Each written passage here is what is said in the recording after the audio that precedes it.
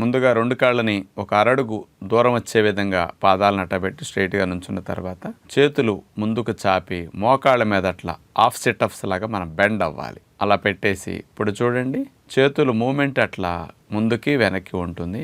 ఒకసారి పాదాల మీద పైకి లెగుస్తాం, మరోసారి మడాల మీద పైకి లెగుస్తాం. ఇది మోకాలకి, మడ భాగానికి, పాదాలకి, పిక్కలకి, తొడ భాగానికి మంచి వ్యాయామం. చేతుల మూమెంట్ అట్లా ఉంటుంది కాబట్టి బ్యాలెన్స్ ఉంటుంది, పడిపోకుండా బాగా చేయగలుగుతారు. ఇక రెండవ మోకాలి బలపరిచే వ్యాయామం చూడబోతున్నాం. ఇందాటి వల్లే కాళ్ళను పెట్టి నుంచున్న తర్వాత చేతుల్ని అట్లా కొద్దిగా మడిచి గుప్పుడు మోసేసి హాఫ్ సిటప్స్ లాగా బెండ్ చేసి మోకాళ్ళ మీద చూడండి, పాదాలు పైకి కిందకి, ఒక కాలు మీద లేపుతాం, ఒక కాలు మీద మళ్ళీ దిగుతాం. స్పాట్ జాగింగ్ లాగా నిదానంగా కూడా స్పీడ్గా మనం పెంచుకోవచ్చు అలవాటు మీద. మోకాళ్ళు బలపడతాయి, దీనివల్ల జిగురోత్పత్తి పెరుగుతుంది. భవిష్యత్తులో అసలు మోకాళ్ళ నొప్పులు రాకుండా మీరు కనుక ఉంచుకోవాలంటే చక్కటి బెనిఫిట్ మీకు వస్తుందన్నమాట. ఇక మూడో వ్యాయామం ఇందాటి వల్లే కాకుండా ఈసారి కాళ్ళని దూరంగా పెడతాం. 2.5 అడుగులు దూరం వచ్చే విధంగా 2 అడుగులు అట్లా పెట్టేసి చేతులు నడుము మీద పెట్టుకుని మోకాళ్ళ మీద బెండ్ అయ్యి హాఫ్ సిటప్స్ లాగా. ఇప్పుడు చూడండి, చేతులు తీసి నమస్కార ముద్రలో పెట్టేసి బ్యాలెన్సింగ్ కోసం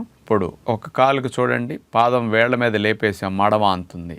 నెక్స్ట్ ఈ కాలు ఇట్లా వస్తే ఆ కాలు మడం మీద పైకి లేపుతాం. ఆల్టర్నేటివ్ ఇటు అటు. ఇప్పుడు మోకాలు దగ్గర చూడండి, అట్లా కదపడం ద్వారా ఆ జాయింట్ కానీ లిగమెంట్లు ఇవన్నీ బలపడతాయి. జిగురోత్పత్తి పెరిగి కార్టిలేజ్ ఎప్పుడు దెబ్బ తినకుండా హెల్దీగా ఉండటానికి కూడా ఈ వ్యాయామం బాగా ఉపయోగపడుతుంది. బాగా నొప్పులు ఉన్నవారు, బాగా లావున్నవారు చేయలేరు, కానీ లేనివారు రాకుండా ఈ 3 వ్యాయామాలు మోకాళ్ళ బాగా హెల్దీగా ఉండటం కోసం ఉపయోగించుకుంటే మంచిది.